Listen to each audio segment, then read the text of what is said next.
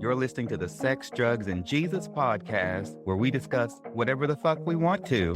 And yes, we can put sex and drugs and Jesus all in the same bed and still be all right at the end of the day. My name is Devannon, and I'll be interviewing guests from every corner of this world as we dig into topics that are too risque for the morning show, as we strive to help you understand what's really going on in your life. There is nothing off the table, and we've got a lot to talk about, so let's dive right into this episode. Hey y'all, Heather Wylde is back with a brand new book. It's her second time on the show, and I'm so thrilled to have her. Now, this book is called A Survivor's Guide to Entrepreneurship, and this book is going to help people avoid fake business coaches and bullshit like that, and how to avoid debt and regret. Now, in this conversation, we're going to explore how neurolinguistic programming, also known as NLP, and mind tricks play into sales and the traps you should be looking out for. We're going to talk about how Fomo, fear of missing out, is used dishonestly, and what should be included in contracts before we sign them. And of course, Heather and I share our old cocaine stories, because that's the type of shit we do. Enjoy the episode.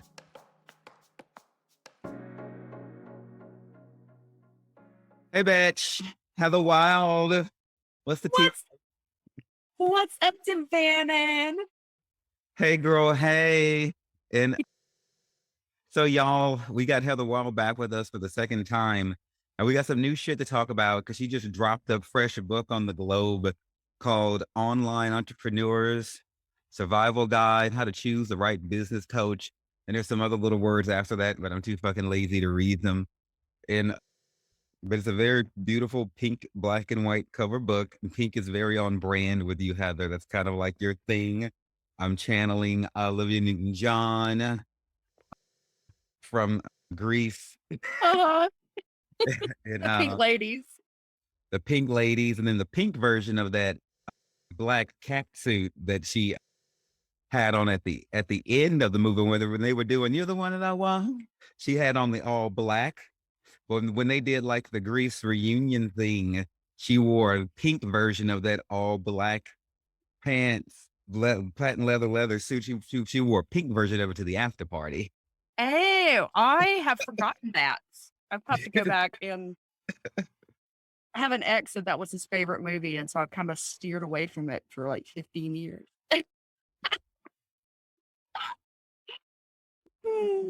Breaking up is hard to do. Okay, so just to recap, y'all, Heather has survived stage 3 breast cancer. She's been through some mental, emotional, and sexual abuse type of things, along with all sorts of trauma. She had her own drug addiction shit to deal with, and, you know, a little bit of prostitution, perhaps. Well, I mean, 16 years worth. I mean, she's an easy bit of prostitution. Yeah. A little bit of pussy dealing on the side and stuff like that to go along with the cocaine. They do pair well together. We can ask Matt Gaetz and that guy who wants to be the Speaker of the House, who I pray never will be, one of those Republicans, because their cocaine orgy shit just, that tea just came out a few days ago. So, and I'm not judging them for having cocaine orgies. I'm just judging them for, telling women what to do with their bodies. Right. Well, cocaine and orgies is a really dumb combination, because for men, it usually gives them performance issues. Meth is much better for orgies because it makes you hard and you can't come for hours. Girl, I've been in the room expecting to get my booty hole filled with all kinds of jizz, and it didn't happen because the dude had coke dick. Coke dick is a real fucking thing. And, for women, I've seen people fetishize coke. It's so funny. I remember being with this couple when I was escorting, and they were like putting the coke like directly on her clit and then like licking it off. And I'm like, you've just numbed her clitoris. She is never going to be able to come. It's not a good idea.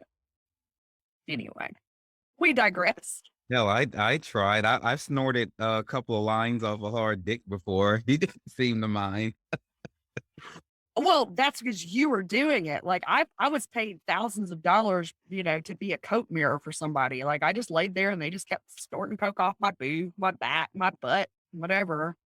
But then they were like going to the door and shutting it. Have you been with these people? Like, I gotta shut the door. So they get up and they shut it. And then 2 minutes later, they're like, I gotta go open the door. And then they'll stand there at the door and they'll look because they've reached their point of paranoia. That is annoying as fuck.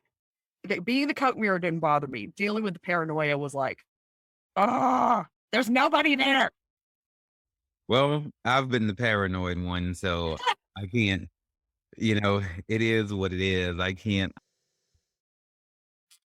really, everyone has their roles to play, but nobody's trying to intentionally hurt anyone. So you're there Oh making no. money. They're freaking out because they did a buck too many. I've been there a few times. Yeah, thankfully I'm allergic to coke. And so if I snorted it, I would get a sinus infection for a month. And so I would eat it, but it doesn't give you the same kind of high, right? And so I never got paranoid off of it. And I mean, I wasn't like, oh my God, you're a deficient person for doing this. I was just like, God, this is boring. Those were the fucking days. Oh my They God. were interesting days. I'm glad that I had them, and I'm glad that I don't have them anymore. One of the most paranoid trips that I had when I had shot up way too much meth, and I was at the VA hospital in Houston, and I was hearing like keys jingle. I thought the cops were coming to get me, and I'm in an emergency room. The cops just can't walk in there and get you, but I'm thinking I'm hearing the sounds of them coming, Oh, like their keys and shit, and so the nurses got so fucking pissed off with me and my paranoia. They gave me a cup of pills to take. I didn't wake uh, up for 3 days. I slept through the whole 72 hours coroner's home. And so they were done with my ass. Like this bitch didn't set made me setting my ass off all the way down for 3 days. I woke up. I was in completely new clothes. I was in the hospital scrubs. I didn't change. They wow. The doctor was using one of those cold silver things to scrape under my foot, trying to get me to wake up, and he was reading the nurses were telling her she gave me too much medicine, but she was done with my ass, and so it's like she didn't give a Wow. I Yeah, that was excessive. well, I am a Sagittarius. It's not like this is foreign to my demeanor.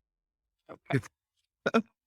All right, y'all. So Heather's book is called Online Entrepreneur. So in this book, she is trying to open your eyes to the bullshit, the pitfalls, the scandals, hashtag a scandalo, and the deceptions that tend to prevail in this whole business coaching, mentor, guru world. Now tell us why you wrote this book and what qualifies you to have written it. So, what qualifies me to write it is that I have been in this world for 13 years, and I really, both as a student of personal growth and as a coach, as a struggling coach, and I've invested myself over and over again. You'll hear people say you have to invest in yourself if you want to get anywhere, and it's true, but you have to be smart about your investments. And because I came in with kind of my rose colored glasses were a little too rosy. And I looked at, this hype marketing is what I call it, where there's false promises and they're blowing everything out of proportion. And I swallowed it hook, line, and sinker because I was like, okay, I'm here to help people. I'm a coach. These people are coaches. We're all here to help people. So they're not going to lie to me. Right. So I came in, I was very, very, very naive. And I spent a lot of money and didn't really get anywhere. And I spent years blaming myself for it, as so many other entrepreneurs do, and wondering what was wrong with me. I'm like, I'm very much a go-getter. I'm an action taker. I'm smart. I'm passionate. I'm a good coach. Why can't I get this? And thinking there was something wrong with me. And then in the past couple of years, um, I don't know, talking to more people about this, I started to understand more and more about what's going on behind the marketing, why I kept making bad decisions and still, owning that I made them, but really understanding what's going on with the marketing and the sales and the coaching industry that makes it really difficult to find the right coach. And the book is written toward new entrepreneurs, but it's actually really helpful for more advanced entrepreneurs, people who are actually working with clients to understand why they're still struggling, why they're not getting the $10,000 months, $20,000 months that everybody talks about. And it also, if you're just a student of personal or spiritual growth, or you're somebody who is interested in hiring a health coach, like the information in this, it's really all about helping you to see the truth behind the marketing and the sales tactics and know how to research and how to interview potential coaches so that you find the people that are actually going to help you make progress as opposed to the people that are just going to take your money and they really don't care if you get results or not. When you say that, Heather, I think about, so like when I was starting down under apparel.com, my clothing company, which I also have, and I'm here in Southern Louisiana, not exactly known for high fashion, certainly not skimpy man panties and things like that. Right. There was a guy on Well, there's that part of Bourbon Street. that one part of Urban Street.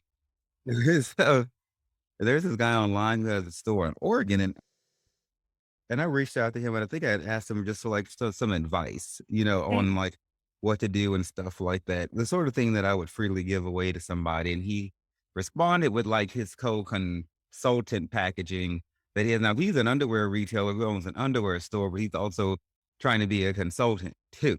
Sure. And he's telling me, I've got to fly him to Louisiana and pay him like however many thousands of dollars to get his system down. Because in your book, you warn about this one size fits all thing, and I kind of felt like he was trying to do that. I was like, well, wait a minute, you haven't done a market analysis. You don't know how many people are here, what the population is. You don't, you don't know what I'm selling, or you don't know anything. And yet you're already telling me how much you're going to charge and what you can promise me is going to happen. This cannot be, it didn't feel right. So it seems like some people may hop into trying to be a coach too soon, because with him, and I've seen this before, like, so is it like an arrogance thing? Is he thinking more highly of himself than he should because he's been successful on his one end? Or does he think people are that damn stupid and he can take advantage of them? Is it a little bit of both? So there's a couple of things, there's a couple things that I see that are going on. Number one, there's a lot of people like Brendon Richard comes to mind. A lot of people know Brendon Richard, and some of his stuff is really good and some of his stuff is really inspiring. But he's one of these, big mega coaches, and I don't know, I haven't followed him in years, but as of 5, 6 years ago, he was still preaching that, like, you don't have to be trained as a coach. All you need is like your life experience, something you're good at, and you can monetize it and you can make thousands of dollars and blah, blah, blah.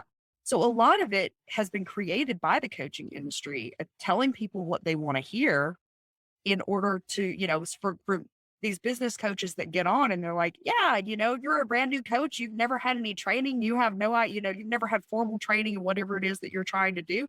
Yes, you should be charging people at least $1,000 an hour, and they do this so that they can sell their coaching packages. Right. So there is a lot of the business is unregulated. There is a certification. There's at least one like really respected certification process through the International Coaching Federation. But, even that whole system isn't perfect, and I don't believe that you have to be certified, but you should be trained as a coach. Okay. So there's number one.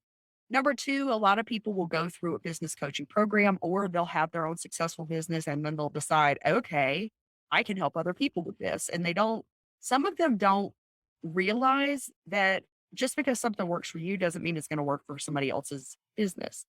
The one thing that guy was doing right is he was calling himself a consultant. So the difference between a consultant and a coach is that the consultant comes in and they give you a system and they really don't help you customize it and tweak it. They're just sold on the fact that their system is gold, right? A lot of people that call themselves coaches are really more consultants. A coach really should be asking questions and helping you figure out what is going to be best for you. And if they're a specialty coach, like a life coach is really just asking questions. But if somebody is a business coach or some kind of, weight loss coach or something, they should be teaching as well as helping you, figure out what's going to be best for you in your lifestyle. And then you touched on the arrogance thing, and I talk about this in the book. There are narcissists and sociopaths in all walks of life. They tend to be attracted to, politics, a lot of CEOs and upper management, they just they work really well in those environments. And I believe that they are very, very strongly attracted to the coaching industry, the personal growth world, because it's an opportunity for them to get thousands and thousands and tens of thousands, hundreds of thousands of fawning fans, plus make a lot of money. And they're really good in this world because their arrogance, like with somebody who's really confident and they have a lot of authority, it's easy for them to sell to you because you're like, oh, clearly, they know what they're doing. Like they're so confident in it, right? So there's a lot of different things going on there. Did that kind of answer your question? I want. Yeah. Yeah, and so a big part of the purpose of your book is to help people to divine the nuances that will tell what somebody's intentions are, because a lot of what I read through there, it's like very finite details, like one flip of the switch, one way to the left or the right could make the difference in between whether or not a person's legitimate or not, or whether or not they're a good fit for you or not. There weren't like a whole lot of big gaping differences. This is very, very subtle. A lot of these things that you point out. Yeah. Well, they look gaping to me, and thank you for that feedback. They look gaping to me because I've been staring at them for so long. Right. But yeah, to somebody that's new in the industry, like you come in or, you're just coming in and you're like, oh, I really want to learn Reiki, or I want to, gosh, I mean, I want to have better relationships. And you're just coming as a consumer, and you get online and it's just like, you're just inundated with so many people who are like, I'm great at this, blah, blah, blah, blah, blah. But if you don't know how to ask the right questions, and you don't know what it is that you really need, like you can end up in things that don't fit. So, for instance, one of my first clients, she had bought into a program it was a business program, and they were like, we can help any business. Our system works for everybody, right? And she gets in it, and it's all about going live. And she's terrified of going on camera. So she didn't she didn't ask the question, she just got caught up in the hype of, "Oh, our system works for everybody. Just come work with us and you're gonna be, you're gonna make so much money, your message is gonna get out, yada yada." But, we need to ask questions. It's like, "Okay, that's great. Now how are we gonna do this?" Or if you're a business coach, "Are you gonna help me with Facebook ads? Are you gonna help me by going live? Are you gonna show me, how to really monetize reels? Like, what are you doing?" Because there's some things that are gonna be more in our wheelhouse than others, right? We need stuff that's gonna play to our strengths and to our comfort level, especially in the beginning. Hmm. Right. And the way you speak about confidence, the confidence that people have and they project themselves. I'm thinking about like the church, I'm thinking about hypnotherapy. So like when I was Okay. in my hypnotherapy training, they explain to us how when people are like, say, up on an elevated platform, in our minds, we automatically believe they know more than we do. But I believe that. they don't necessarily have to have done anything to deserve it. We haven't fact checked anything about them just because they have a suit on and they're on the stage. Well, they must know more. Mhm. That's just the way we as people are. And so there's warnings, against that and why I'm saying that. So these consultants, gurus, whatever the fuck they want to call themselves, have done this in a way with either their social media, bolstering followers, getting reviews on their websites or whatever, the case may be. Preachers do it all the time, through having hypnotic choirs and bands and all these things to make you feel good and everything like that. And you're too busy feeling good with what the speaker, consultant, preacher is saying, and you're not critically examining what's being said. You're too busy feeling good about what's happening. Mm. So your critical mind has been defeated because you're too busy with all the frills of shit, the Yep. frills and shit. And so, um, Our news is the same way.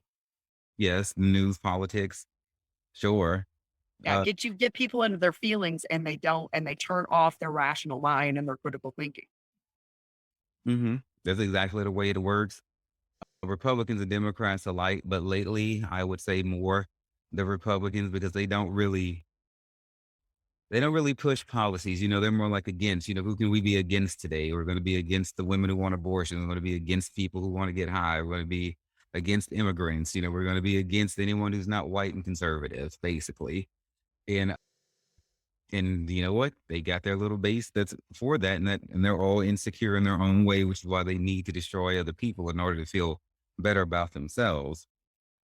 And so I go on that tirade because there's so much humanity, so much of the human condition. And when I say the human condition, I mean our weakness and our fallenness, the things that betray our higher selves wrapped up into this. And so we have broken people who want to go out and be consultants and gurus and all of this and tell other people what to do, but they're not perfect themselves.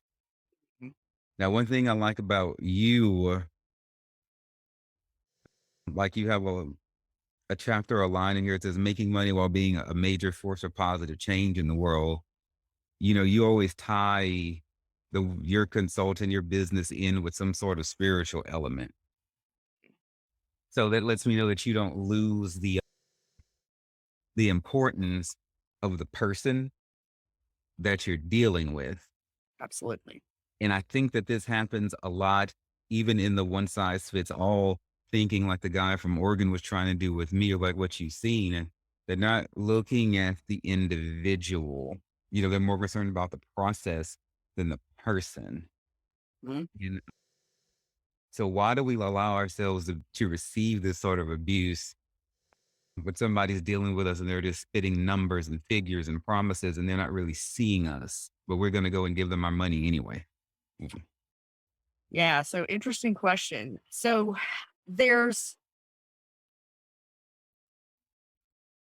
I had a conversation with somebody who was kind of trauma informed. I had few conversations while I was writing the book, and a couple people were like trained in NLP and neurolinguistic programming when used consensually and for, by the light side of the force, by a Jedi is an awesome thing. Like it can be deeply positively transformational.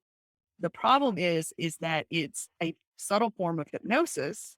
And so if you're using it in marketing and sales, which is what is happening, you're it's really like you're mind raping people into like paying attention to your marketing and buying from you. And I had another conversation with someone whose specialty is in like regulating the nervous system, right? And people who need the most regulation of their nervous systems are people who have endured a lot of trauma or endured, any trauma. Any trauma is kind of can dysregulate you, right?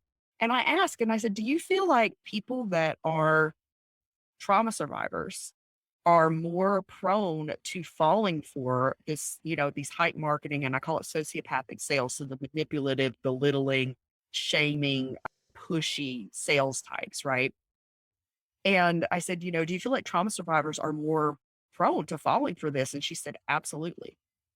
And if you think about it, like so many people that are in the coaching world that are in, especially the people that are in it for the right reasons, we've had a journey where we've had to heal ourselves. We've had to go on this growth journey and we've kind of taken everything that we've learned from other people. And I say we because I do transformational stuff too. I kind of ended up as a business coach kind of by accident. But most of us have gone through some kind of healing and growth journey, and we take all the stuff that we've learned and we kind of develop our own system, right? And so a lot of the people that are coming into coaching are trauma survivors. And so it makes sense that this really nasty marketing and sales is going to work on us, right? Because there's still parts of us that we're working on healing. And, like you said, you've got people that are jumping in and they're coaching and consulting and they don't have their lives perfect. It's not about having your life perfect, although a lot of people on social media try to make it look like they've got everything figured out. Like, don't go work with those folks. That's a warning sign. Like, nobody has it all figured out. But it's just about being further down the road than the person that you're helping. You're a few steps ahead of them so that you can actually reach back and help them get a few steps further. And ideally, you want to be working with people who have coaches themselves and are still on a growth journey, right? Because the further they go, the further they can, help you come as well. Right. And when she mentioned the neurolinguistic programming, the NLP, and things like that, which is a subset of hypnotherapy. What she's talking about is the subtle tones, voice inflections. There's all Word choice, word choice. You can use different settings, music, colors, different body body language. body language, and things like that. That you're not, and these things invoke a response. So it's a difference if I say, "Hey, how are you," as opposed to, "Hey, how are you." You know, it it sets it sends out a different vibe to whoever it is I'm directing it towards. And so if you know how to use the right words with the right phraseology and the right tones, the right atonals and things like that, you can shift and change the energy within a conversation to your liking if you're dealing with somebody who's not aware of what the fuck you're doing. And so, but this is why those Jedi mind tricks only work on the weak minded. No one's going to be weak minded by the time they're done with your book. Well, that's the hope, and it's interesting you say that about, it only works on people that don't know what you're doing. So there was a great article on Medium, that a woman, she had been trained in NLP, and she was really blasting the people that had trained her because she had paid $13,000 to come to this 3-week long in-person training, and they had hyped it up. "Oh, this is all you need to start your business. You're gonna be a master trader by the time you leave, yada, yada, yada, yada." And she said the first week of the training was amazing. And they taught them so much and they were all practicing together and blah, blah. And she said the second week, they started using the same techniques they had just taught them to try to push them into spending 7,000 more dollars to get the next level of training. And she said it was such a mind fuck because she's like, "You guys just taught us this bullshit and now you're trying to use it on us." But she said that out of the 30 people, 28 people signed up. And she said there were herself and one other holdout. And she said they did this whole exercise, which was a visualization exercise. And it was all about being it was something about lifeboats. I can't remember the specific thing, but it was something about being left behind. But it was all designed to just really undermine these last two people's inner knowing and make them sign up for this thing. And so it can work on people even if they're aware, unfortunately. Right. You have to be aware and you have to stop yourself and be like, wait a minute, why am I doing this? Because I really think it's a good idea, or because they've really put it in my head that if I don't do this, my business is never going to go anywhere, or I'm never going to get the man I want, or I'm never going to lose the weight I want, or whatever. Well, I would say those 28 people who they were able to sucker into paying the additional 7,000, Heather, they were freshly taught about this, but more to the point, they were still in the control of the people who taught them. They were still in their arena, on their playing field, at their Yeah. conference, they, they were still, they were still on their field. Yeah. They hadn't had time to go home and let it process yet. And that's why they didn't let them get out and get away from them. Their, Exactly. their mind was still open and receptive and in a state of hypnosis, processing the information. So they still struck while the iron was hot. Oh, absolutely. And that's why you see so many, you know, sign up in the next 24 hours or the price is going up, or, there's healthy urgency. And I talk about this in the book, like toxic FOMO, right? So there's, a little bit of FOMO in marketing where it's like, okay, the doors are closing soon. I've only got 3 spots left, right? And if the person's being honest about that, okay, fine. But when it goes into the toxic, is like, we may never offer this program again, or we're never going to offer this program at this price again. And I've seen people send the same email out saying that for years about things. And so it's like, if you're interested in that program and you have the funds and it works for you right now, then go ahead and buy it. But don't break yourself, trying to buy this thing because you're like, oh my God, they're never going to operate again. Because chances are it's bullshit, and never fall for someone who's like, I'm the only person who can help you. Like, that person does not have your best interest at heart. It's like, run like hell. Right. I've seen that recently where a person was like, sign up. There's only 2 slots left, blah, blah, blah. It feels pushy. I don't like the energy. And so I want to offer this to people until you you can learn more about what Heather's talking about. You can read her book and learn about NLP and different things like that.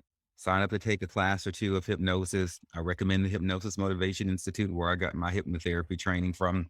You don't have to get the whole certification. You can just take like a class or two specific to what you would like to learn about and be done with it. You can do it online.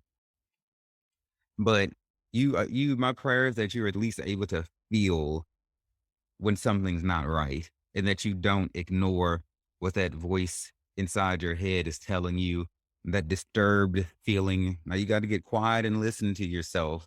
Don't make a decision when you're standing right in front of somebody. Always go home and think about it. Period. Yep. Done. Yep. Because the spirit of that whole act now, act quick. There's only two left. First of all, they're lying. They have as many slots as they can fill because they're trying to make as much money as they possibly want to. So it's bullshit and they're not telling the truth. So you're Sometimes really like they are down to the wire and they really don't, no, I wouldn't automatically dismiss somebody for saying that there's only a couple spots left. If they're trying to rush you, like if the rest of their stuff, like I would note that maybe as a yellow flag, but take it in context. Does that make sense? Mhm. Requires further research. Right.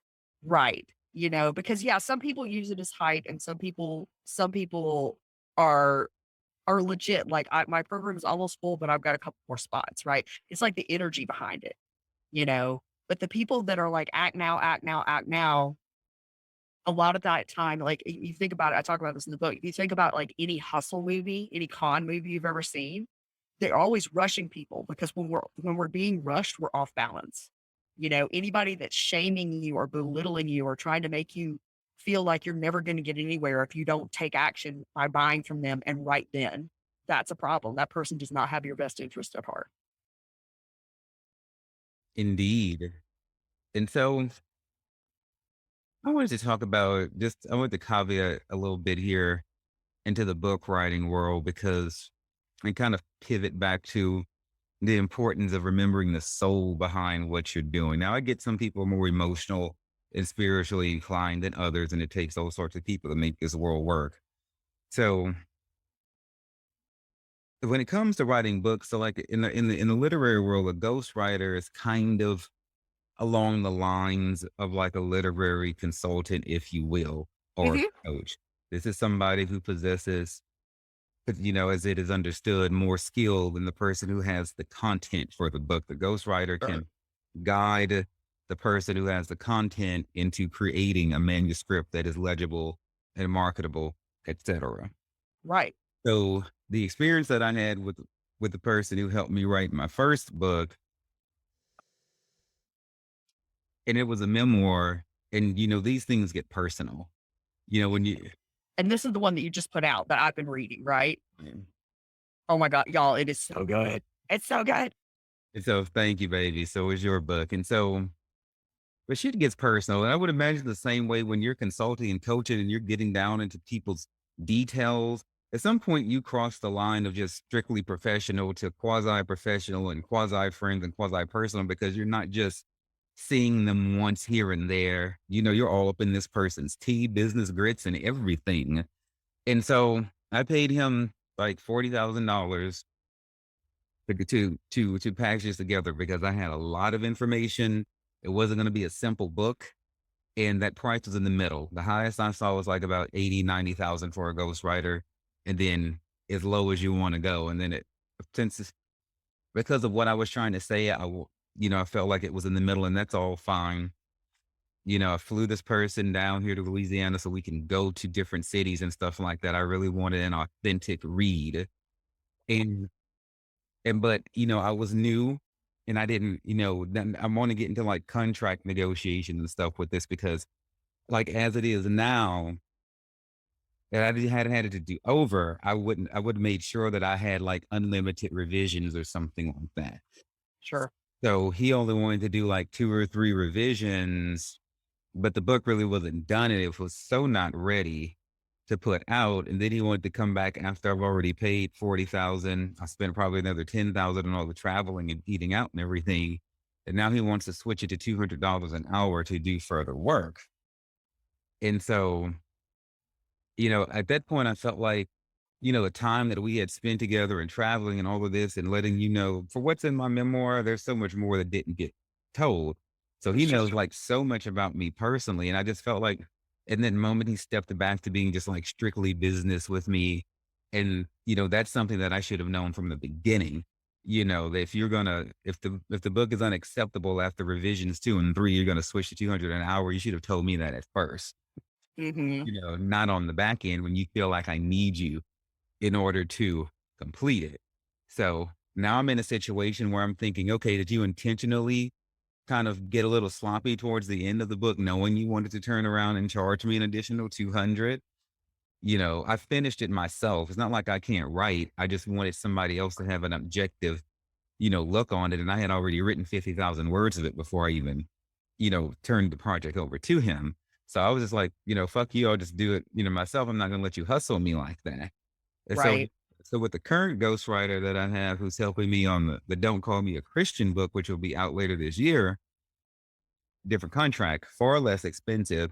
And if there's anything additional needed, then it's going to be on a per word basis. And I already know this up front. Right. And so speak to me about contracts when like a consultant. Now in the book, Heather breaks down the difference between a guru, a mentor, a consultant, coach, all of that. Teacher. Yep. All of that. But when it comes down to the contract, what should we look for? What do we need to have? What should we avoid? Okay. So first off, I'm not a lawyer. So, but here's what you want. You definitely, if somebody doesn't have a contract, that's scary. Like they at very least need to have something that makes it really clear, like what their duties are and what the expectations of what you're going to do. Really nails down like timelines. Really nails down like how many sessions we're going to have, how much time we're going to spend together. Those kinds of things, right? So and it's always good to have a lawyer look over things, but especially in the beginning as coaches, or if you're just, hiring somebody, not because you want to become a coach, you're not working on anything for work, you're working on anything personal, you probably don't want to go pay a lawyer to go over it. But there need to be confidentiality clauses, in there. You need to know that this person isn't going to take your personal information and go write a book of their own or, just splash all over social media or whatever. The biggest thing is like, and some of it you're just going to have to live and learn. Like, Devan, and you went into this and you're like, okay, 40 grand, this is middle of the road. I've done my research, this should be fine. But sometimes there's things that we don't know until we know. Right. So it's good to have like really, really clear conversations and ask questions about contracts. And if you've got somebody who is really being a pain in the ass about the contract, like if you're trying to ask them questions and trying to clarify things and they really don't want to answer, that's not a good sign. It's probably not somebody you want to mess with.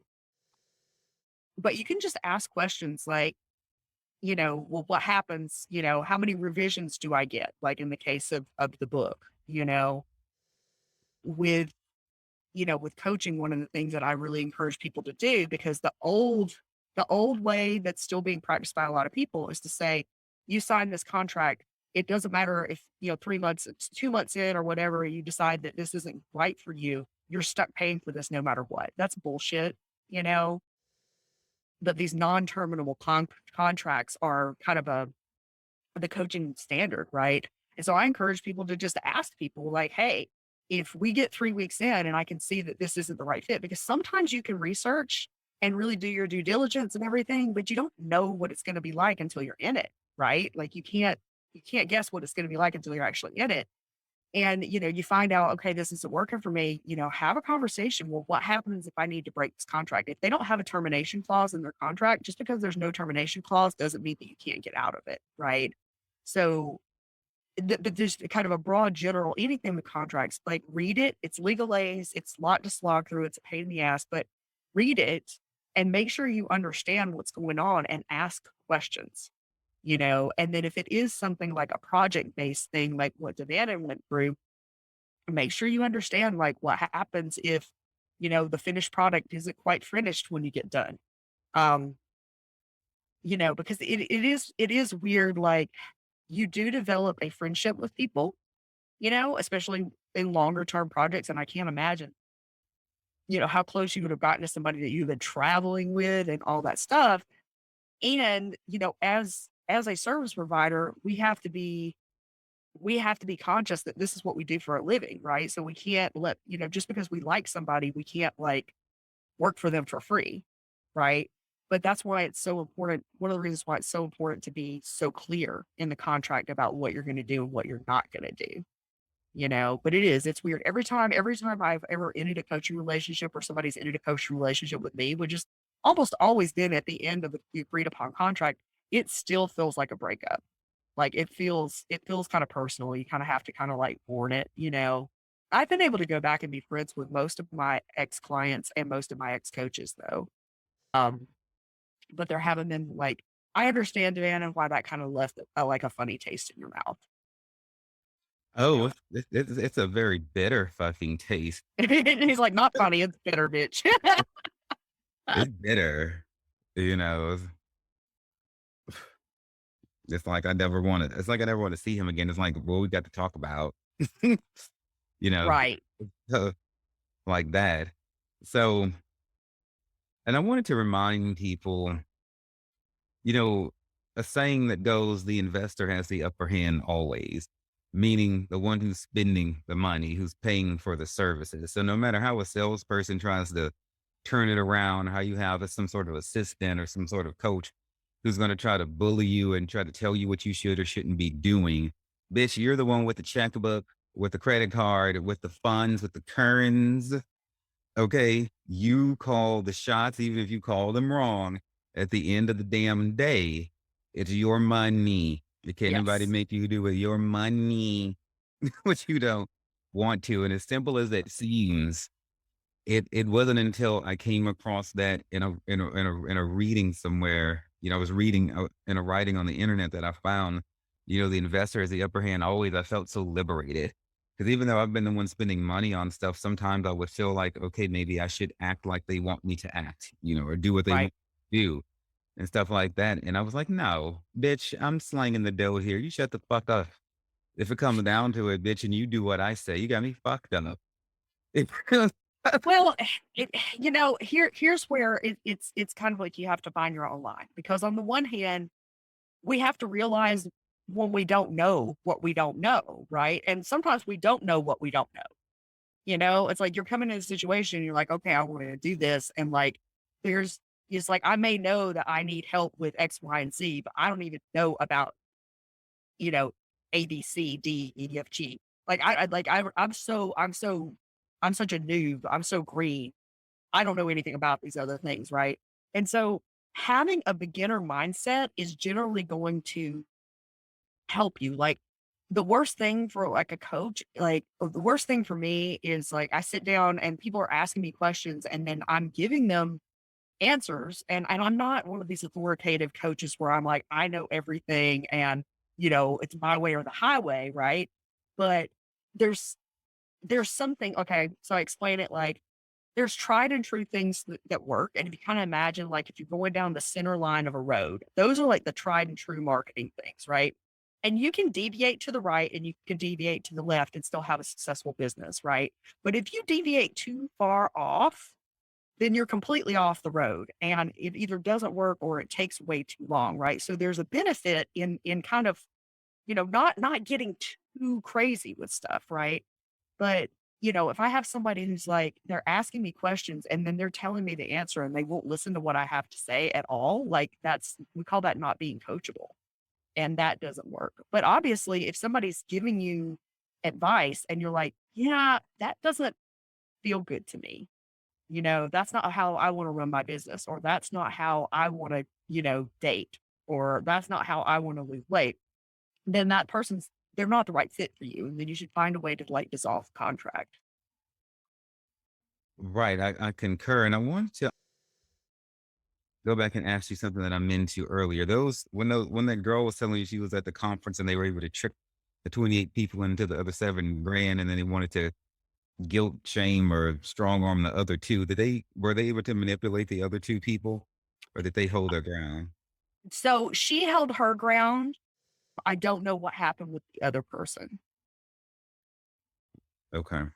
And, yes, and I talk about this in the book, like, we have to take responsibility. This isn't the point of this book is not so everybody can sit around and say, "These people took advantage of me," right? Because every single time that I bought into somebody's hype, there was a part of me that was like, "This is too good to be true. This is too good to be true. This is too good to be true." But because there's still things in me that I'm healing, I'm still working on, you know, um, all of my tragedy resume. I'm still working through a lot.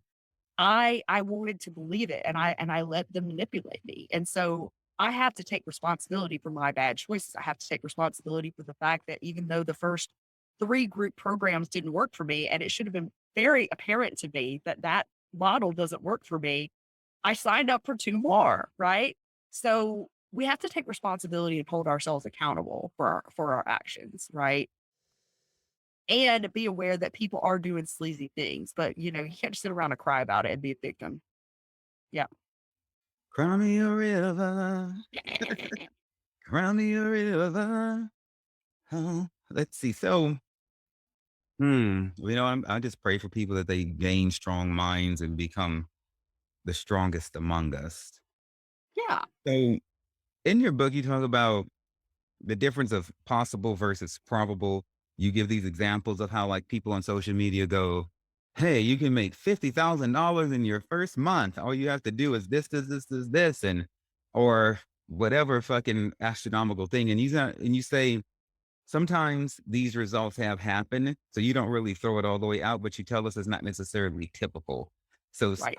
speak to us about how we can balance our expectations about what's possible what may have happened for some people, because apparently a lot of consultants and gurus like to use their best clients as their examples, but kind of leave out the fact that, these results aren't actually typical. So what's possible, what's probable? So it's possible to come in and make 10K your first month, 20K, 50K. It can happen, right? But there's a lot of fuckery that goes on with that testimonial and that case study, and they're not telling you, right? So, for instance, one of the things that happens a lot in testimonials with these group programs is they're telling you, my client came in and just 2 weeks after starting to work with me, she doubled her ROI. Well, they don't tell you that this person they were working with already had a business, was already making 5K months, already had a warm audience, and this person didn't take the group program. They actually were a one-to-one client, right? So that person's results are not, even though it's true, it doesn't apply to you if you're a new entrepreneur and you're taking this group program with 100 other people, right? So that's something that happens a lot. And once I understood that, I was like, oh my God, I'm not an idiot. There's nothing wrong with me. Like, these people are just not being transparent. So they're not lying, but they're not telling the truth either, right? So, but I mean, even as a new entrepreneur, and there's the whole fuckery around what constitutes your first month in business. A lot of people don't count themselves as being in business until they start making sales. So they don't tell you about the 14 years they struggled and didn't make a dime. They're just like, yeah, one day I started a business and 30 days later I made $35,000. And it's like, yeah, you were in business for 14 years, you fucking liar. Right. Okay. So they're outliers. There are people that just come in and suddenly have amazing results. Like, sometimes it really just happened.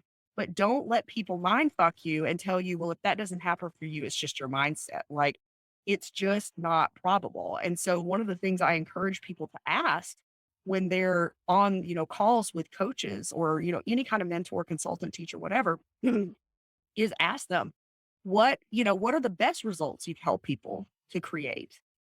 And, they're going to brag, brag, brag, brag, brag. And then you're going to say, well, what's the average result? And they're not necessarily going to tell you the truth. This is where you have to really turn on your discernment, look at their body language, listen to their voice about how they're answering things. And I also really encourage people to reach out to people that leave testimonials and just say, hey, do you still stand by this testimonial? Because sometimes people will rewrite your testimonials. Sometimes you gave it during the honeymoon phase when you really liked the person, but by the end of the program, you figured out that they were full of shit, right? So that's kind of how you're figuring out like what's possible and what's probable. And they also should be able to tell you, like, the person who got the really amazing results, how much time and money did they put in? The person that get the average results, what kind of time and money did they put in? Right. So you want to be asking these questions. And, there's so much fuckery around mindset, and mindset's a real thing, but don't get sucked into this. Well, if you just believe hard enough, it's going to work. And it's like, well, if the program or coach or teacher, consultant, guru, whatever doesn't deliver, you're not going to get good results. And that's not because of your mindset, right?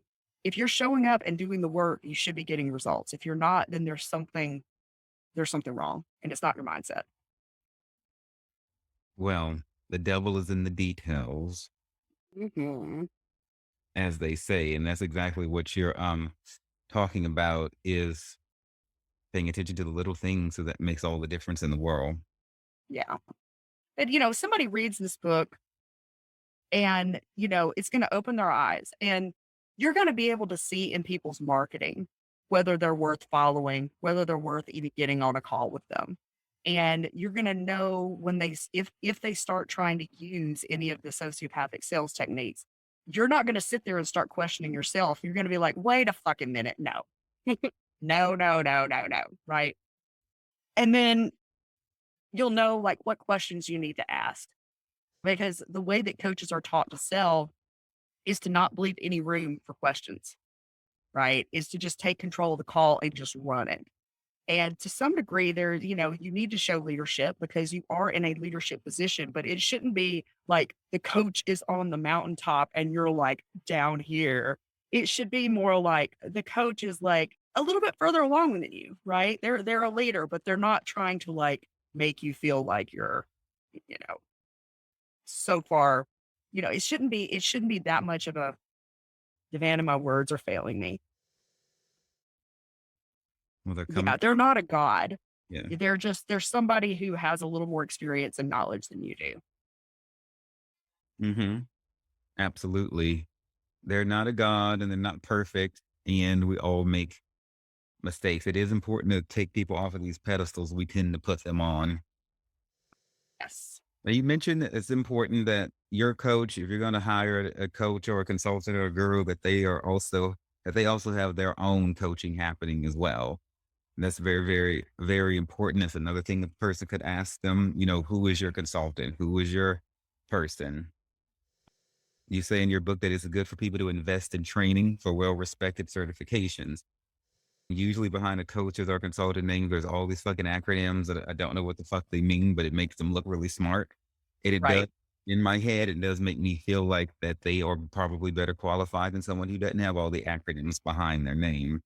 So speak to us about the importance of training because when I was reading this, I'm getting the sense that you don't want people to forsake the training. I think you said earlier, somebody you disagree with said, all you have to do is be good at something and then you can go start consulting. Apparently that's not the case. Well, so here's the thing. A lot of people think that coaching is like giving advice. And coaching in its purest form, like when coaching first became a thing, it was almost like going to like the shaman of the village, or you see in like kung fu movies where you go and you ask the spiritual master a question and he doesn't give you an answer, he gives you a question, right? So pure coaching at its purest form is really about asking questions and helping the client figure out what they need to do, right? But when coaching splintered into all these different niches, right? And there became business, first it was like just coaching. And then there was like business coaching and life coaching. And then it splintered into like health and relationship and all these different things, right? So when somebody's a specialty coach, they're not just coaching, they should be teaching, right? And what I found in my business coaches, and a lot of business coaches, they're good coaches, they're good at asking questions, and they're good consultants at just like giving you strategies, but they're not good teachers. They don't teach you how to actually effectively implement the strategies. And so that's a problem. Anyway, but the coaching, like if you're going to be a health coach, you need to understand, like if you have a nutrition degree from college, you might be able to be a health coach without actually having coach training, right? Because you have like that background. But somebody who just reads a couple of books on weight loss and then is like, "Yep, I'm a health coach," like, or "I'm a weight loss coach," like, yeah, there's things that you need to understand, and a good coaching school is also gonna talk to you about ethics, like, your coaching ethics, like, I talk a lot about ethics in business on the sales and marketing side, but there's ethics in, like, you know, don't fuck your clients if you're a coach, right? It's a conflict of interest. Don't, coach close family and friends. That can be a difficult kind of sticky situation and other things. So if you really are into this because you actually want to have an impact, invest in some training. And you can go on Udemy and Coursera and whatever and get a certification for $100 or $10. But the quality of that training, it's you need to get some training where you can actually ask questions, you can actually be mentored a little bit in the process. It's gonna make you much better at what you do. And you'll have more confidence too, which will make it easier for you to market and sell, but you'll also be able to actually produce results with your clients much quicker. Where are there like general coaching schools throughout the country and the world, or is there just different places depending on what you want to learn, or is there anywhere you recommend? Or So I don't know about recommend. So I did Coach U. Coach U has been around. It's one of the oldest coaching schools. And but there are specialty schools. That one is basically for like life coaching and business coaching. But I went to a sex coaching school when I was doing sex coaching. There's all different kind of like splintered into all these niches kind of schools, right? But if you want to get the ICF certification, which as far as I know is like kind of the one that's most universally known and respected in the coaching world, um, go to the International Coaching Federation website and it will tell you all the schools that are actually accredited with them. And then you can go and research, within your niche or what have you. And, they've got a lot of online options. I did mine in person, which I really liked some things about in that I was actually learning in an environment with other people, but it was 60 hours in 6 days. So it was pretty grueling. Um, so yeah, I would go to the ICF because here's the thing, we're unregulated right now. I don't think we're going to stay unregulated much longer, especially because there are more and more conversations being had about the unethical business practices in the coaching industry. So I think world governments are going to start to step in. And there are now schools that are offering 4-year degrees in coaching. And on the one hand, I think that that's pretty cool because there is a lot to learn and a lot of cool things you could know. But on the other hand, you don't need 4 years of college and all that college debt in order to be an effective coach.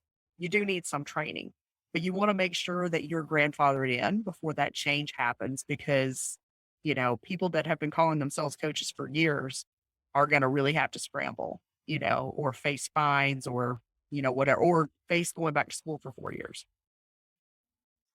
right. So speaking of unscrupulous motherfuckers, you mentioned sociopathic sales earlier. Now, in this section of the book, you beckon to the sense that this has to do with like an ends justifies the means sort of approach. I read a line there about maybe a salesperson might tell you something like, "Hey, you would spend money to keep your kid from dying. It's the same thing." Yep, Have you heard people say shit like that? And absolutely. dig deeper into what you mean by a sociopathic salesperson. So I'm not a psychologist, and so I'm just kinda using, the term sociopathic to just mean like somebody that's conscienceless, right? They have no empathy, they have no remorse. They they have an agenda and they will, their agenda is make a certain amount of money or fill their program with a certain amount of people, and they don't give a shit. They don't kill it. They don't give a shit if you're so this is kind of where you can kind of get into qualified and unqualified leads. So somebody that's a qualified lead is at the right starting place and has the right resources like time and energy and focus and they're the right level, right, to get the good out of your program. If somebody is not at the right starting point, it doesn't matter how eager they are, they're not going to get as good of results, right? Um, or somebody who like really is flat broke and like they're struggling to eat, and these people would sell them a $5,000 program in a heartbeat. They don't give a shit, right?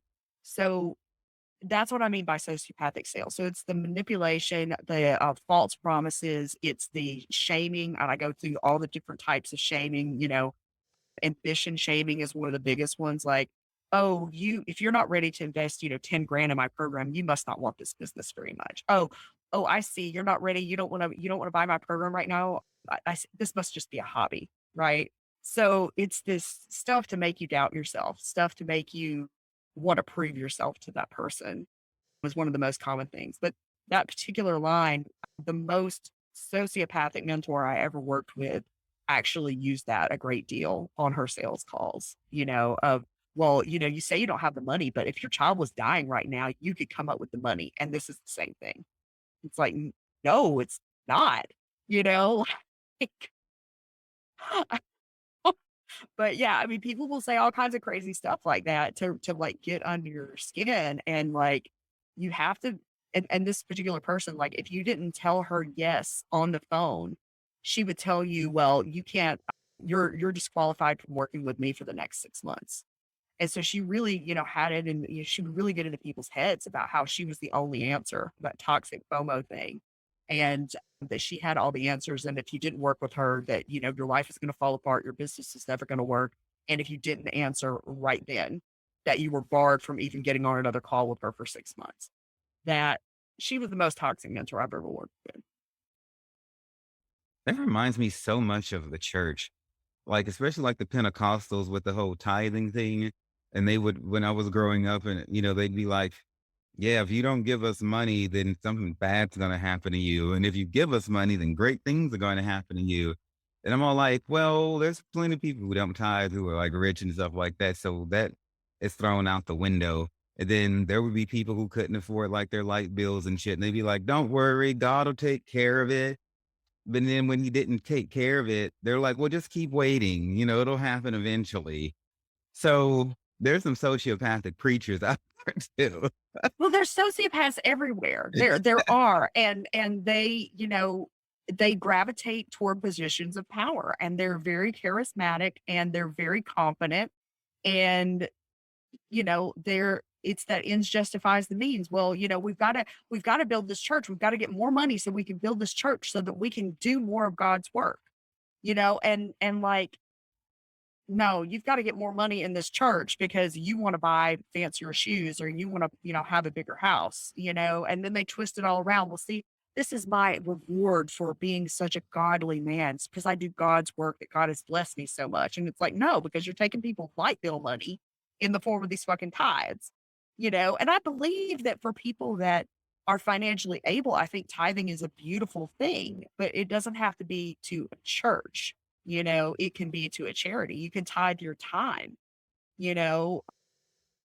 Yeah, don't there's definite parallels with the church and yeah. Well, I'm just going to go ahead and release people or try my best to from the concept of tithing. In the book of Acts, this is something that no preacher ever preached. I found this out studying the Bible myself, which is what I always tell people to do, study it Yep. yourself. Yep. In the book of Acts, they had a whole falling out over what people who are not of the original bloodline of Abraham, which is the vast majority of all of us, Right. and the people who were the original bloodline, the Jews. So a Gentile was anybody who did not come from Abraham, Isaac, and Jacob in the Middle East. A Right. Jew are those people who came, or an Israelite, or the people who are whose bloodline goes directly back to Abraham, Isaac, and Jacob. Which would include Muslims, It's but I'm it's, sure they don't talk about that. it's all kinds of things going on, but when Jesus came and did his ministry, people who were not of the bloodline of Abraham were not accepted by every Jew. Right. Even though Jesus was like, hey, let's all get along. And, Peter had his vision before he went over to see Cornelius in the book of Acts. And the Lord told him, no one's unclean to me anymore. That Old Testament stuff's over. Gentiles are welcome. Everyone can get filled with the Holy Ghost. All are welcome, fling wide the gates. Well, not everybody wanted to do that because people wanted to hold on to their superiority complex. I get to be better than the Gentiles, so I don't want them to be equal because then I've got to relinquish control. Right. So they had this whole meeting, and it was a whole thing in the book of Acts because a certain group of people didn't want to let the Gentiles come in, which, okay.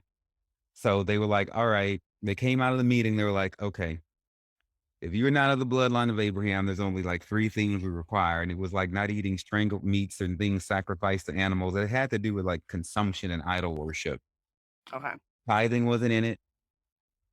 All of these other rules and shit. There's, nothing about being straight, gay, abortion, and none of that was in none of that. It all had to do with whether or not you were gonna just give God your true adoration or not. Right.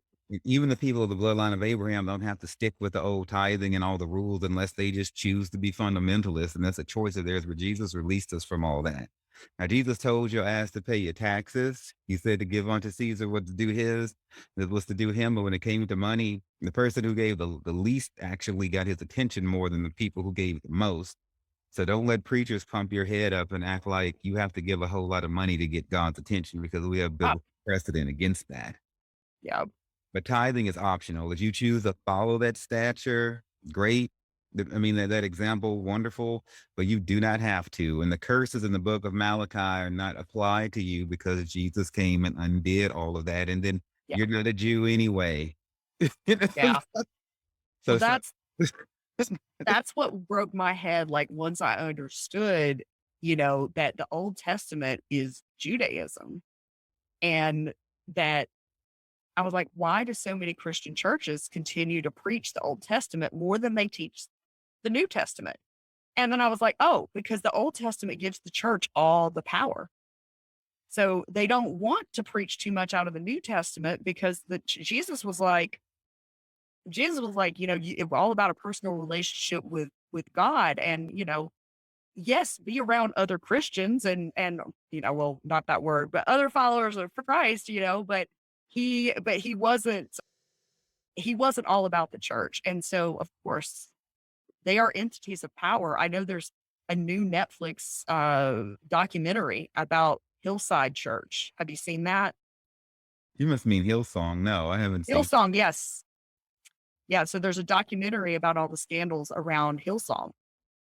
I haven't watched it yet, but it's insidious, some of the stuff that's being done in God's name, and it's really about filling these people's pockets and, giving them, the power to prey sexually on their followers, and it's just, yeah, sad, sad. Hmm. Yeah. Okay. Yeah. I had to go look that shit up real quick. I'm all about throwing shade at mega churches after I got kicked out of Lakewood for not being straight. And Lakewood Church in Houston, Texas, and Hillsong Church in Australia, whose pastor's name is Joel Houston, ironically enough. And you have Yeah. Joel Osteen, who leads the church in Houston, Texas, and a Oh, guy named wow. and a guy named Joel Houston, who's in charge over there in Australia at Hillsong. But both of them are like great friends. They would send worship leaders back and forth to do worship at each other's church. And they both have very stringent anti-LGBTQIA policies, and things like that. And then they both have their fair share of scandals too. So, you know, just fuck them. Well, it's the people that are preaching the loudest about morality are the ones that have the most skeletons in the closet. I think we can, like, if you look at like any of the scandals that have come out about, these TV televangelists and stuff, or even like the politicians that preach, that scream the most about they're so conservative. It's like they're the ones that are doing the dirt almost invariably. It's projection. So let's just point all the attention over there to those people so that we can do our dirt over here. Like I said earlier, let's stop that woman from getting an abortion or those two men from getting married, but we can cheat on our wives and have cocaine orgies. That's cool. Right. Yeah. But those gay people getting married, that's what's destroying our marriage, not the orgies, not the cheating, Yeah. Yeah. Yeah. There's just I mean, really writing this book really put me in a very cynical place. And I'm like, I'm being quiet right now because I'm going through a lot of personal stuff with the death of my father and settling the estate and everything, but also just like the coaching world is just gross to me right now. And it's not everybody. It's really, really not everybody. And I stress that so many times in the book. I'm like, I know I'm telling you some really like nasty things. Don't think that it's everybody because coaching and personal growth really changed my life. Like therapy kept me from killing myself, but I still wanted to. I just was kind of able to trudge along. Personal growth made it so that I don't want to die anymore, and that's huge. That's so powerful, right? So it's really about me wanting people to understand that there's a lot of people doing a lot of good work. And I'm sure that there are genuinely good churches out there that are doing amazing things, right? It's not everybody, but you have to be aware that not everybody's on the level, not everybody's being transparent about what's really going on. And it kind of comes back to what you were saying, Savannah, about really being in touch with ourselves and trusting our inner knowing. And the fucked up thing is that sometimes you need personal growth to even get you to a place where you can do that. So it's kind of a catch 22. It's like, well, I got to go choose a coach, I got to tune into my inner knowing, but I can't do that because I've got all this fucked up shit, which is the whole reason they need the coaching. Yeah. But like I say, and very well said, Heather, my dear, you use churches until you don't need them anymore. There are some churches out there doing good. They're harder and harder to find. Churches open and close every year. Yeah. It's a racket. It, But it church, really can be, sadly. but church is not supposed to be permanent. You graduate eventually from college, high school, everything. You're going to church to learn. That's the only institution where they seem to think you should be a continual student forever. But Well, that and 12 step for life. yeah, that and 12 step, the anonymous movements, there, fuck all that. Everything you must graduate from. You cannot stay there forever because at that point, it's about the organization. It's more about the organization than it is about you. They should be training you to be able to study the Bible for yourself eventually and not need a preacher. And they should be training people who are dealing with recovery and addiction to not always sit there and keep calling themselves a fucking addict every damn time they open their mouth. Oh, I agree with that. Like that was one of the things. Like I went off in a meeting one night, as a matter of fact, because there's this whole thing about humility, and like true humility is knowing where you're awesome and knowing where you suck. It's not about talking about how much you suck all the time, right? And when people first come into recovery, they need a healthy dose of like real humility. But one of the reasons why I think 12 step breaks down after a few years for a lot of people is because they strip you of that false ego that you have, which needs to happen, but they don't do anything to build you up to having a healthy ego, right? And that's when, life can kick you in the nuts and you start kind of going downhill. You start feeling bad about yourself and you have nothing to genuinely feel good about yourself about. And that's, I think, a lot of people relapse and start fucking up their lives again. I mean, I have a little bit of a different view. Like, I wish 12 step had continued to work for me. I wish that I had still felt like there was a place in a community that I felt supported because I got a lot of growth from it for a long time. And the same with churches. I think that it would be lovely. Like I envy my aunt who has faith and she has this church that it's a mega church. I think it's very cultish, but I envy her that she has this community and this place to be all this time that gives her so much joy. Um, so I think that done with different intentions, done, with a purity of intentions, it would be a beautiful thing for me to be able to be a part of a community for life like that. But it's where they start scaring you and telling you can't go anywhere else. Or if you stop coming, you're going to hell. If you stop tithing, you're going to hell.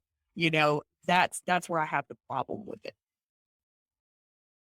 And you have every fucking right to. Shit. Yeah. Shit. Shit. Motherfuckers just don't know.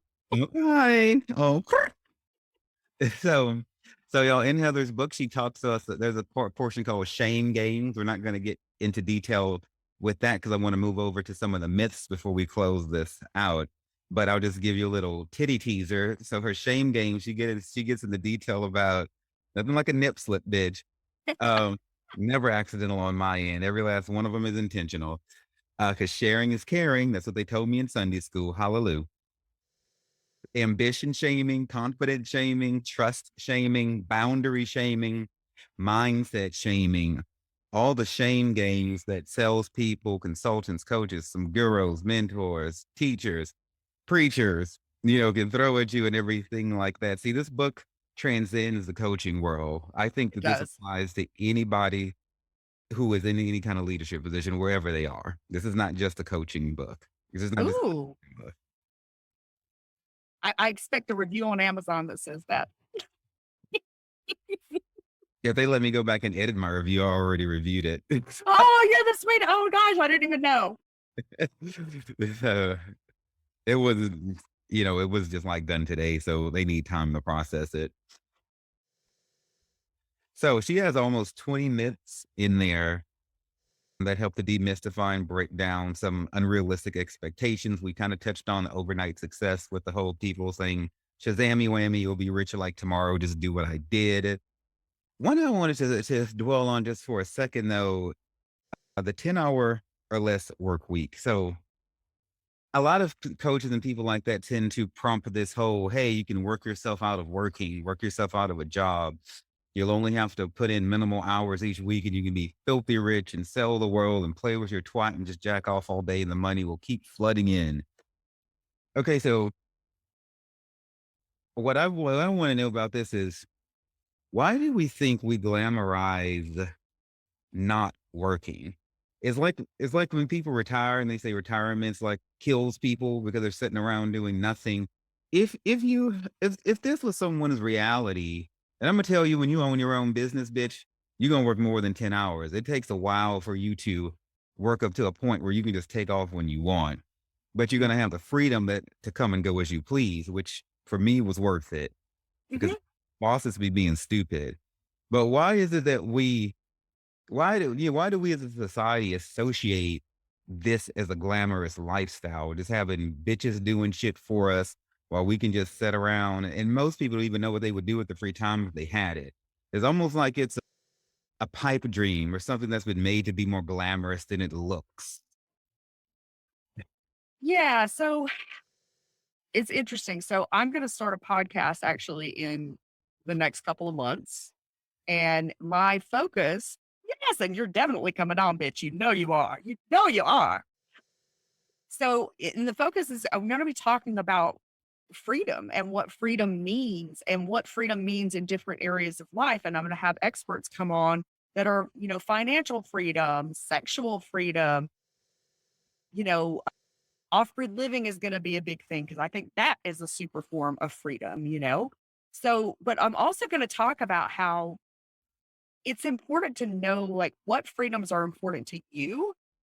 Because I think that when we start going after freedom in every area, just like if we try to be successful in every single area of life, it's a different sort of prison. It's like an oubliette inside the matrix, right? You're chasing after freedom and you're chasing after it so much that you've got yourself bound in another trap, right? Sneak, right? So I think that a lot of people, like you said, they don't even know what they would do if they only worked 10 hours a week, but it's been glamorized, of this, this rich jet set lifestyle where work very little and people just cater to you and whatever.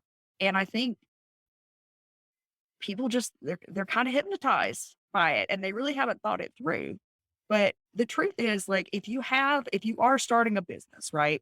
And you have a good mentor or consultant or coach, they can help you streamline your daily activities. So you don't want to be part of team hustle, hustle till you drop, to team no sleep. And I talk about that myth in the back of the book as well, because that's ridiculous, right? You'll just burn yourself out. But if you're going to have a successful business, and you're doing it online, right? To do it as a coach, you're going to have to put in a minimum of like an hour to 2 hours a day in the beginning just to get your just doing marketing, right? Just doing marketing. And then you'll have to spend a little more time each week when you start getting people interested and you get them on sales call. And then it's going to take up more of your time every week when you start actually coaching people. And then you can outsource things, but the people that are working 10 hours a week and still making $20,000 months or whatever, they're not really making $20,000 because they're paying $5,000 to, a sales team, or they're paying, $3,000 to a virtual assistant, right? So it's possible to get to work, 10, 20 hours a week and make ridiculous money, but it's not going to happen at the beginning. That happens later. So the people that are touting that, they're selling you a pipe dream. just being very, very wary of that. And anybody that's talking to, it's like, it's good to read this whole book as a whole. And then when you're watching people, like nobody's perfect. There's going to be things you're like, okay, that's kind of a yellow flag. But like we were talking about earlier, you want to take it in context. It's like, how does this fit with the overall theme, right? Are there a bunch of yellow flags plus a few red ones? Then you probably want to walk away. If there's a couple of yellow flags and you ask questions about it and the answers they give you make sense, then, maybe move forward with that person or do a little more research, but anybody who's telling you as a new entrepreneur that you're going to work 10 hours a week and you're going to make just ridiculous money, they are lying their asses off. Run like hell. Fair enough. And then, if somebody does really still want that sort of life, then the advice Heather gives in the book is to do it little by little. So you'll hire like virtual assistants or something like that, and you'll trust people with a little piece at a time, Yep. and then eventually, then you can have this glamorous life where you just don't do anything. If that's what you really insist upon having, you do it little by little. Don't go and outsource your whole operation overnight to some people you don't even fucking know. Do that shit little by little over time. Yes. And that is part of it is like, building up the trust. And it's like, okay, let me give you a little bit of responsibility. How do you handle it? Okay, you did that. All right, let me give you a little bit more. But the other part of it is that, a lot of people, when I talk about this, like people try to take a shortcut and they're like, they come in and they're like, okay, I'm going to hire a business coach. I'm going to pay somebody $5,000 to put up a banging website. I'm going to, get professional graphics made. I'm going to do all this stuff. And because their messaging isn't right, because they really haven't gotten their target market right, they don't know how to talk to people. They don't know their core message. So even if they hand it off to copywriters, it still doesn't do anything. And it's like they're trying to fake it until they make it. And it ends up blowing up in their face. They're like, I coached somebody that had been, cranking out a podcast for over a year and had all these like, she looked like she was making 20K months easily. And she wasn't selling anything. Right. So like trying to take that shortcut, it generally doesn't work. Time and pressure. That's what somebody who has been a successful business person told me years ago when I was just getting into it. He said it's going to take time and pressure. Hmm. And then you already touched on myth number 15, which has to do with the reluctance to charge people or not feeling like you can charge enough and all of that. So then the last thing, and that was myth number 13 that we just talked about, the whole 10-hour work week. The last thing I want to talk about is myth number 16, which says coaches aren't responsible for their clients' success. So these coaches, consultants, gurus, teachers, how much responsibility, and you did mention about whether or not someone is coachable before, but what's the balance here? So if I'm going to hire you and pay you money, how much of it's on you? How much of it's on me? So, and I talk about how this is tricky, right? But a lot of people really just shrug their shoulders and they're like, well, I mean, I've had 4% of people get great results with me, and the rest of the people just don't believe in themselves enough. The rest of the people, their mindset is bad. They weren't all in. And I call bullshit, right? So to me, that's like the college professor. Like there's haughty college professors and probably, you know, other types of teachers as well who say, well, 70% of my class is failing. It's because they're all fucking idiots. No, if 70% of the class is failing, the fucking teacher's the fucking problem, right? So I feel like it's the same thing with coaching, right? So let's say, you come to me and you wanted me to coach you on business, right? And you show up and, you take notes during the sessions, you take action in between the sessions, you let me know what's working, what's not. You're communicating really well with me, and you're still not getting any results, right?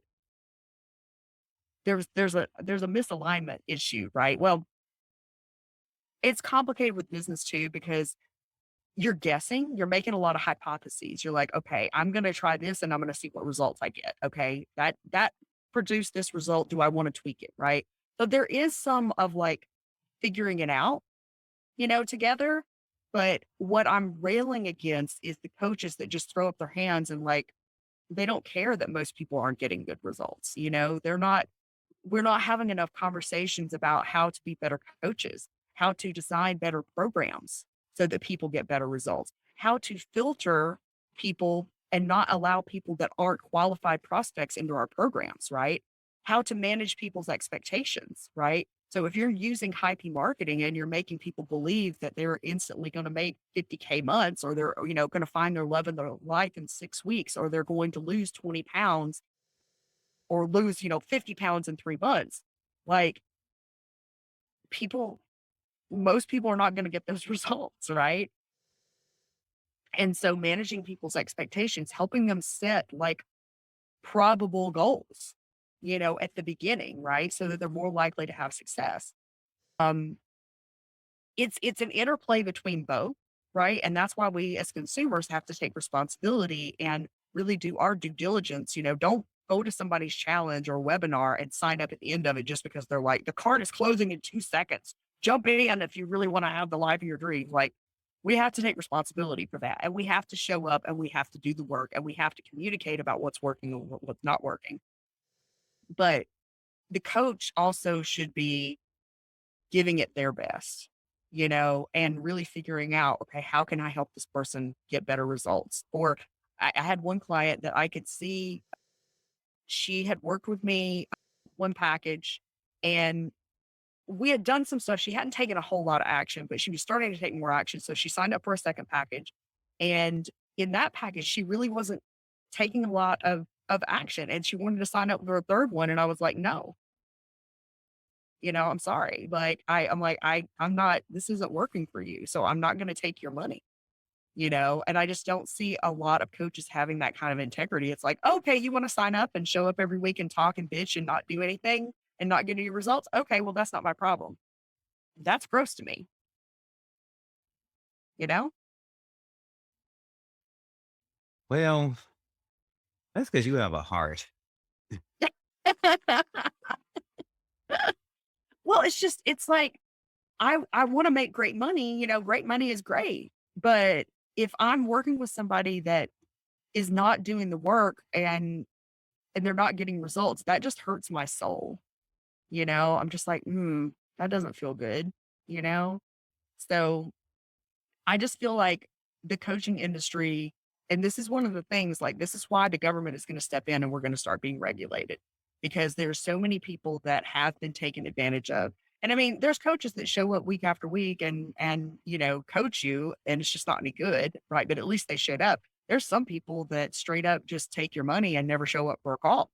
The woman that I got my microblading removed a few weeks ago, and I was talking to this woman, and she's got a brick and mortar business, but she had fallen for some hype. This person who was like, "Oh, I'm going to show you how to leverage social media for your brick and mortar business." And she signed up for the subscription. Well, the guy never showed up for Zoom calls. He never delivered on any of the templates and stuff he was supposed to be putting in the members vault or whatever. And then she couldn't get in touch with them to actually cancel the membership. So she paid for it for like 6 months before she was finally able to get it shut down. So I mean, there's different levels of scammers. There's just so much bullshit. And I love this industry. I love what we're capable of. And I want to call the people who are in it for the right reasons my colleagues. And I want the rest of these people to get the fuck out of Dodge. But whatever, they're going to do whatever they're going to do. I can't control them, but I want people to be educated. I want them to have a fighting chance, you know, to recognize what's going on around them so that Mm. they can make better choices and actually get progress instead of just a bunch of debt. Well, I'm glad for that very reason that you've written your book, because even once regulation happens, you know how our government works. It's not like they're going to initiate the regulation today and then tomorrow is going to be enforced. You may Oh, have states and cities that may want to do a little something different and may look the other way. So you're still going to need all of this advice for the long run. oh yeah. Well, and regulation is, I'm not in favor of regulation. I don't think it's necessarily going to help anything. It's going to make things more complicated. But you're right. Like it's like, you know, regulating drugs and regulating prostitution. It's like there's still going to be problems, just decriminalize shit. And that's my opinion. And with the coaching thing, like, just because somebody's certified, they can have a list of stuff behind their name. There's a lot of therapists that have passed state boards that suck. Just because somebody has had training, just because they've jumped through all the hoops and everything doesn't mean they're good at what they do, unfortunately, you know. But I do think that if they really want to be a good healer or a good coach or, whatever it is that they're doing, I think that they would care enough about it to either go through like a paid training or find somebody to mentor them or something. I think it's a red flag if somebody's like, no, just one day I woke up and I decided that I was fabulous and I was going to charge people to talk to me. Like, okay, That's how it seems sometimes. it is. So with that, Heather, we will let you close us out. Give us your last word. I've enjoyed our informative and occasionally shady conversation today, but it was real.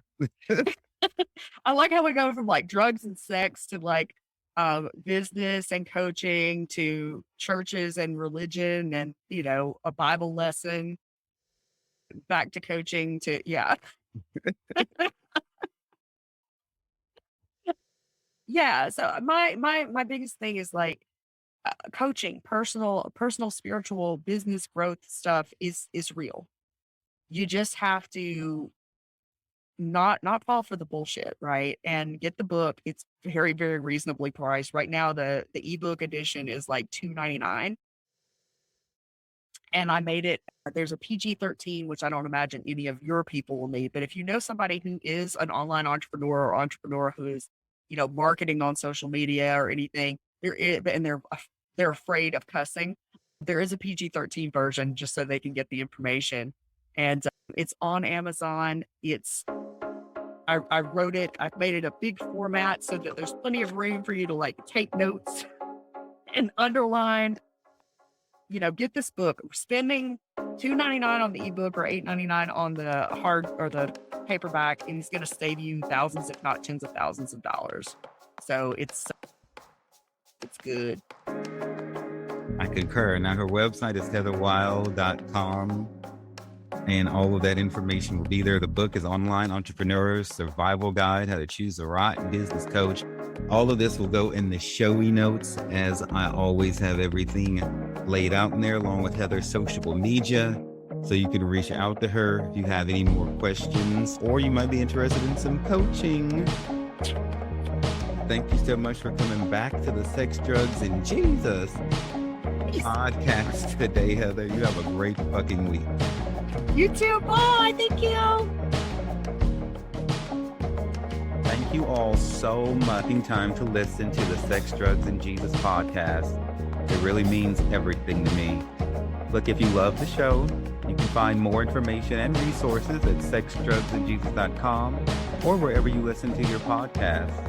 Feel free to reach out to me directly at Devannon, sexdrugsandjesus.com, and on Twitter and Facebook as well. My name is Devannon. It's been wonderful being your host today. And just remember that everything is going to be all right.